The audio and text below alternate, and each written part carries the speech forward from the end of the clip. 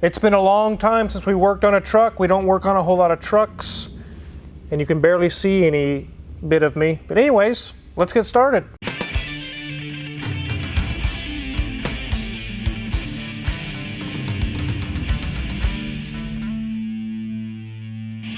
This is a 2008 GMC Sierra. It is a half-ton. We will work on the half-tons with the gasoline engines. We do not get into 3/4 ton, 1 ton dualies and diesels, and there's specialty shops just for those trucks. We do not work on those. But the half-tons, we definitely will work on. This one has over 200,000 miles on it, and it's still going strong. I've told you guys before, in Buy This Not That videos or various other videos, if you want a truck that's not going to break the bank, that's easy to fix, that lasts quite a long time, these Chevy trucks of these years, 2004, 5, 6, 7, 8, 9, 10, GMC obviously is the same chassis and everything underneath. It's definitely the truck to buy. I've seen some of these trucks farmers have had at previous shop I worked at, almost 400,000 miles on them. They're still going. Yes, they have had repairs along the way, just like we're going to see today. This one's getting some repairs. But the question today is, whether it be 3, 4, 5, or even 8 or 10 grand, is it worth putting it into a 200,000 mile truck? My answer is, you bet it is. Absolutely it is. Have you guys seen the price of new trucks lately? A friend of Crazy D's went shopping for a new truck just recently, and everything that he wanted in a truck, no matter which brand he chose, was $90,000 for a heavy duty, like a 1 ton, I think it was. $90,000? That's almost as much as Mrs. Wizard's Maserati cost when it was new. It was like 110, 120, something like that, but still, for a truck. Maserati price for a truck.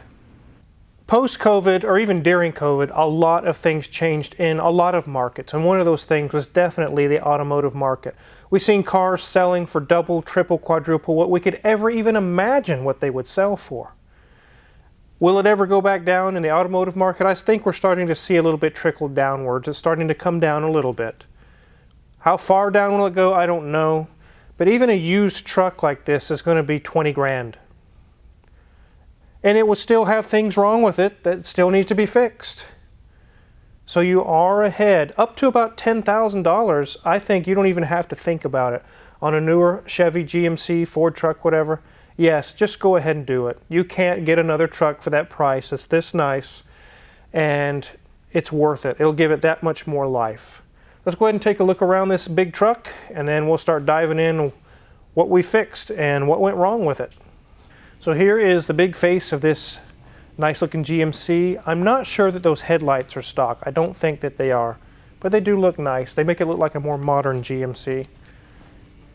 And as we go to the side, you can see that these newer trucks are massive. And this one's not even new, like 2020s. One thing on the newer trucks you're seeing is there's a huge growth on the grille height, which is this distance right here. You mean kind of like what they're doing with Lexuses? Yeah, kind of like that. It just keeps getting bigger and taller and taller. I seen one truck go by, a 2023 Chevy, and the grille was, I mean, it was like up to here. It's crazy. As we go down the side of this truck, imagine we park a 67 Chevy C10 next to it. This truck will literally dwarf the C10. And it's just a half ton just like the C10 is. Trucks have definitely got bigger, way bigger. We do see some rust right here happening on the wheel arches. Someone has sanded and put some sort of paint or something to try to cover it up, and it's rusted again. But, you know, 200,000 miles, that's to be expected. As we go around to the back, you can see it is the Sierra SLE. It has the towing package. You can see that it has the hitch there and everything. It's in fairly good shape, really, for the amount of miles, and it's been used. It's been driven a lot for, I don't know if it's for work or for what it is, but again, there's some more rust over here. Not as bad as the other side, but not too bad. Let's go ahead and hop under the hood. This is our VIN code J 5.3 Vortec V8. It does have the active fuel management. And so far, I don't think it's given him any trouble. Maybe he takes care of the oil changes and keeps up on the maintenance. I don't know if it's been deleted in the software or whatnot, but I know that it does have the active fuel management system on it.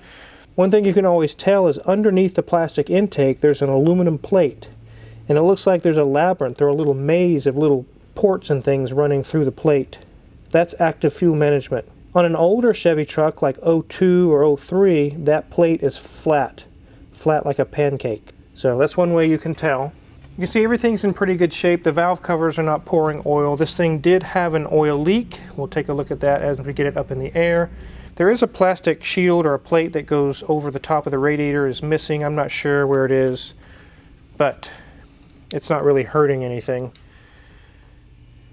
These engines are very, very easy to work on. I've mentioned this. I try to drill this home to you guys over and over again. These are the engines, especially if you're a minor to moderate do-it-yourself mechanic. You can fix everything on here yourself fairly cheaply, and you don't end up throwing tools across the shop. It's really not that hard to work on these at all. Let's go ahead and hop into the interior. There we go, ladies and gents. It does 215,897 miles, and that's actual miles here. Not like that Jag the other day with 440,000 pretend miles on it. Gauge cluster looks good. You're going to notice it looks pretty good in here, especially for all those miles with just a little bit of dust, which was kind of like what the outside had. Dash looks pretty good until we get over there. A little bit of a crack up there, but this is a hard plastic, so of course it's going to have that tendency to break. And our classic Chevy GMC design of just simple controls. Nothing fancy, nothing complicated. One thing that's kind of nice is this auxiliary port has a adapter for 2 USB cords. So that's kind of cool. I haven't seen, obviously it's not part of the package of the truck, but it's kind of a cool thing that they've added. One thing I do like in these trucks is that the passenger seat, or really any of the seats here, are very wide, and they have a very wide armrest as well, which obviously does go up and provide 3 seats in the front, and there'll be 3 seats in that second row as well.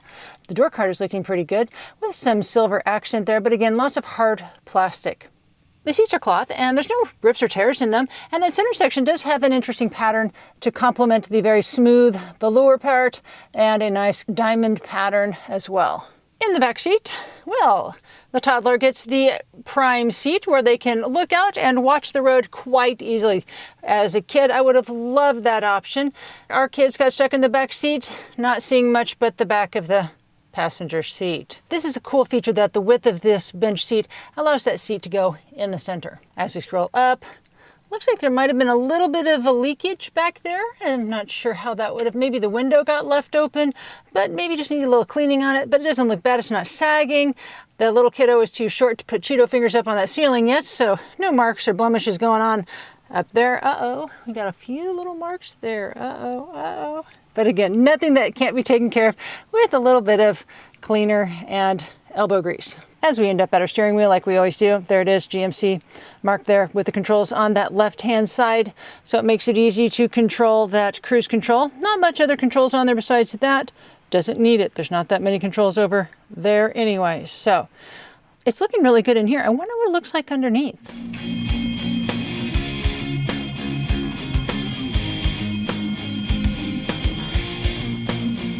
So this truck came in here with just an oil leak and a few small issues, and it turned into a lot more. But the customer's very understanding because they want to get these things fixed. They want to keep this truck on the road and in good shape. This is one of those scenarios that goes in for an oil leak. You need to be prepared for the phone call that there's a lot more going on than just an oil leak. So let's go ahead and take a look what we did. You can see that the wheels are off, and we'll show you why here in a moment. Right up through here on these trucks, you can see the condenser and the radiator. Everything looks nice and dry there. We have this plastic shield in the way, which is easy to take off. It's 4 bolts, but you can get to the front of the engine. But you can see that the oil pan here was completely coated in oil. The oil pan gasket itself was bad. Just like on the North Star that you saw on my XLR, it was the same situation, the same style of gasket. Just an aluminum gasket with a little bead of rubber around it, barely enough to seal. So they don't seal that well when they get age on them. But we had to take this bar off, This differential had to come out. But we got the oil pan off, got it resealed, and everything's going back together. Magic Mike's actually doing this job, but it went very well. As we go over to the side, and as you can see, as we look at this wheel over here, you can see that this CV shaft and the boot looks brand new. That's because it is. And as we get out to the brakes, you can see it has new rotors and new pads in the front. Those are new as well. We go over to the other side. Oh, same situation. New CV axles. Also, the same as the other side, new rotors and new pads. A lot of work has gone into this area right here, which was just supposed to be an oil leak, to find out what the oil leak is, and it turned into all of that very quickly. So, as we move back to the transmission area, it's nice and dry. Everything's doing well there. You can see some of this leak right here was actually coming from the oil pan, and it was just spraying all the way back here. Once we took a look at it, we found out it's not a little oil leak. The gasket was so bad it was literally just pouring out of the sides and all the way down the frame. That's what all this stuff is from. We'll clean that up before the truck leaves. It was just applying a good coat of rust protection, dear. Yeah, but that ends up on your shop or your garage floor. U-joint looks good. Again, there's some more of our rust protection from the oil pan. When you see that much oil going on, slung all over the place, that tells you it's been doing that for a while. That doesn't happen in a couple weeks. It's been leaking and leaking and leaking, and finally we did get it solved, and we'll get this cleaned up before it leaves. That U-joint looks good. One thing we see back here on these Chevy and GMCs of these years, they have drum brakes. You can remove this little rubber plug right here and actually take a look at the thickness of the shoes inside. We've already done that and they look fine. But this looks like a blown shock here. It's not. It's actually just the oil that was leaking out of the oil pan and spraying everywhere. Move under here. Here's our spare tire. It's got air in it, doing well. Has the stock exhaust on it. Let's check out these tires. They're from 2017. They still got good tread on them. They're getting close to maybe needing some new tires here in the next year or two, but I'll leave that up to the customer if they want to do that. It did have security lug nuts on it. Each wheel is missing one. We got those off. The customer said, "I don't have the special key for that. Can you please get those off and throw them in the trash?" And I said, yes, because all of mine, even on Mrs. Wizard's Maserati, we get those security lug nuts off. They go in the trash. No one's really stealing wheels anymore. At least not around here. Let's go ahead and get this thing on the ground.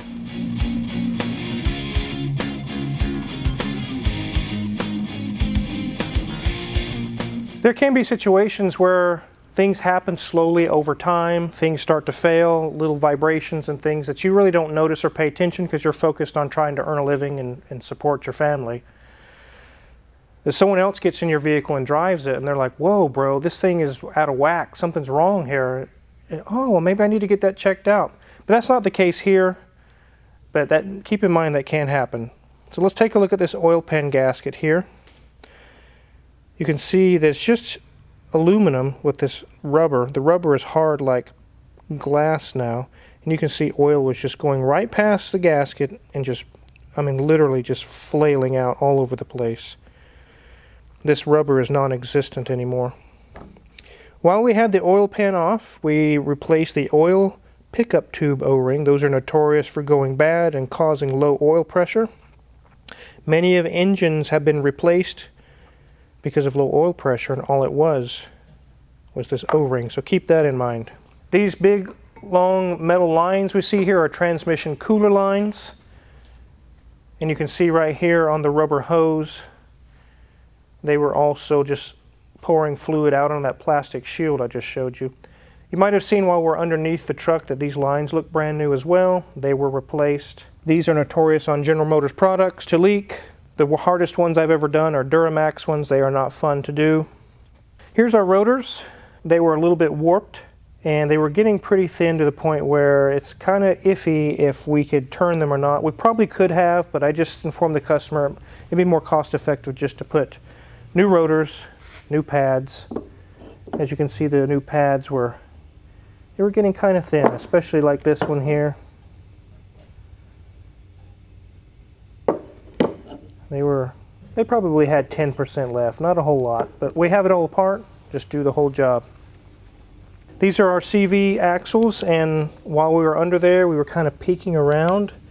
Look at that, guys. It's just like it came out of the ocean. It's just rust in there. The customer did mention he feels clunking when it's in four-wheel drive. That's where it's coming from. Disgusting. There's sand all in this one. So this is a good indication, a good video to show you guys that you might go in for something you think, $500-600, and you leave the shop for $3,000 or $4,000. I'm not sure what the exact total is going to be yet. We got the okay for everything. We give him the estimates, but I haven't got the exact number yet. What he might have thought was $500, it quickly just jumped exponentially. There is one thing I did in the engine bay, is I did a tune-up, plugs and wires. When I first pulled the truck into the shop, I put it in drive, and I could feel it. The engine was just shaking. And I got my scan tool, and it was multiple misfires all over the place. So I pulled a couple plugs, and I could tell they were really worn out. So I've got new plugs, new wires, and it idles smooth as glass now. I wouldn't be surprised if those plugs are over 150,000 miles old. They were really beat up. It's another one of those things that maybe the customer gradually over time, it got a little bit more shaky, and it really wasn't even a concern until we brought it up. So, you know, this thing's misfiring. He's, oh yeah, let's go ahead and get that taken care of. So it piled up really fast. It had 2 complaints when it came in here. 2. Just 2. And we got a table full of parts out of that. I feel really good about it though, because as you looked on the table, the things that were failing on this truck could be dangerous. The CV shafts could literally come apart. I've seen them break, and actually they can cause a lot of damage. They can lock up a wheel and cause some disaster for him or somebody else he might run into. The parts that we have replaced here are me not trying to drum up the bill. I know some of you might think that, but that's not the case here. These are serious issues that need to be handled, and to help this customer keep this truck on the road as long as he possibly can. Driving smooth, driving reliable, without oil, literally like you just saw, being slung all over the bottom. One last thing before we go. The customer asked, do you think I should service the transmission? But I took one look at the odometer over 200,000 miles, and I said, no. I am a firm believer when a transmission gets over 200 or you get close to 300,000 miles, you should just leave it alone. Because some of the pistons and seals and things have built up a little bit of sludge, and there actually are sealing things for you. And you put fresh transmission fluid in with fresh detergents, and it washes all that stuff out. Now the transmission starts slipping, it starts not engaging properly, and they say, hey bro, ever since you did that service, my transmission is not working. I have seen this happen with my own eyes. Shops I've worked at in the past, and even some of my friends that own other shops also agree, after 200, 250,000 miles, we will not service your transmission. The truck has another 100, 150,000 miles left on it. Very likely the transmission is going to last that long, so just leave it alone. So we're wrapping up this one. Magic Mike's got most of it back together. We're getting to the finish line. This customer will have a truck back to him that will not be leaking, not be shaking, the brakes won't be acting up, and it'll go into four-wheel drive and actuate and work smoothly like it should. Very, very happy to help them out. If you're curious what kind of tools we use to do all this work, check my Amazon affiliates link in the description below. We get a small cut. We really appreciate it. All the tools we use in the shop every day is listed for sale there. They're very good tools. And make sure to hit the subscribe button, because there's tons of cars in the shop, tons of videos for you guys. Thanks for watching.